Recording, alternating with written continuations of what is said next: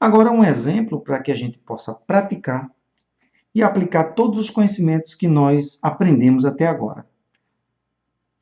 Aqui você vai utilizar função potência, potência com expoente negativo, já que está no denominador, raiz e constante. Além disso, você vê que todas as parcelas têm constantes multiplicando, e você tem soma, tem subtração, você tem, então, todas as propriedades, de fato, que a gente estudou até agora. O primeiro passo é separar em várias integrais, porque é mais fácil lidar com cada uma individualmente. Só que a gente vai fazer isso da forma inteligente. A primeira integral tem 5x ao quadrado. Você já pode tirar o 5 da integral e ficar somente x ao quadrado dx. Não esquece o dx. Mas, então você tem outra integral. O 3 já pode sair da integral também. E x à quarta no denominador, você também sabe que é x elevado a menos 4, porque está no denominador, dx. Agora você separa menos. O 8 também sai da raiz, sai da integral, na verdade, e fica a integral da raiz. Só que a raiz é uma potência de expoente fracionário. E que fração seria essa? Esse é um caso muito particular, foi por isso que eu escolhi. A raiz quadrada de x, ela tem duas particularidades.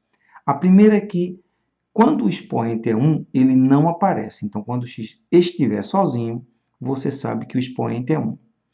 E a raiz quadrada é a única que a gente não coloca no índice. Nós convencionamos, tá? É um acordo entre os matemáticos, que raiz quadrada não precisa escrever o 2 da raiz, mas ele está aí quando você precisar, perfeito? Não precisa escrever expoente 1, não precisa escrever índice 2. Mas na hora que você precisar, você sabe que é 1 e 2, então aqui fica 1 e o índice 2, então a raiz quadrada de x é a mesma coisa que x elevado a 1 meio dx, mais o 9 já pode sair da integral, e aí não ficaria mais nada a não ser o dx.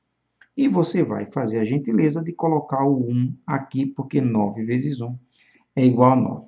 Agora nós vamos calcular cada uma integral separadamente. 5x ao quadrado, usando a expressão da potência, não é isso? Nós já sabemos que aumenta uma unidade, x à terceira sobre 3, mais 3. Nós já sabemos também que função potência aumenta uma unidade, então fica menos 4 mais 1 dividido por menos 4 mais 1, menos 8.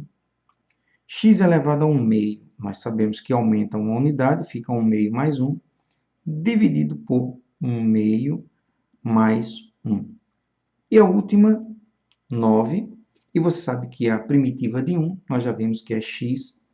E aí acabaram todas as integrais, põe a constante de integração. Agora nós vamos organizar todas essas potências para ficar uma expressão mais matematicamente organizada. Então você tem 5x à terceira sobre 3, mais 3x a menos 2 sobre menos 2, menos, não, aqui é menos 3, e aqui menos 3 também, não é isso?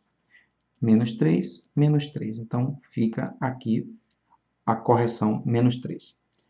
Menos 8, 1 meio mais 1, é só fazer as contas como eu te ensinei na aula anterior, você fica com 3 meios. E aqui, 1 meio mais 1, também 3 meios. Caso você não lembre, eu vou abrir só um espaço aqui para isso.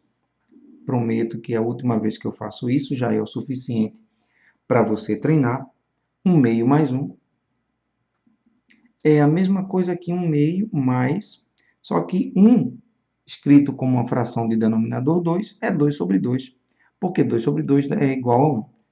E aí você tem 3, e o denominador você repete, 3 meios, está aqui como eu tinha falado, 3 meios, mais 9x mais a constante.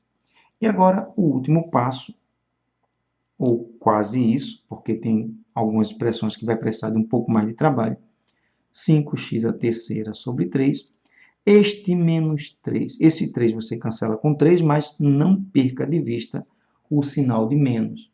Então, fica menos com mais daqui vai dar menos.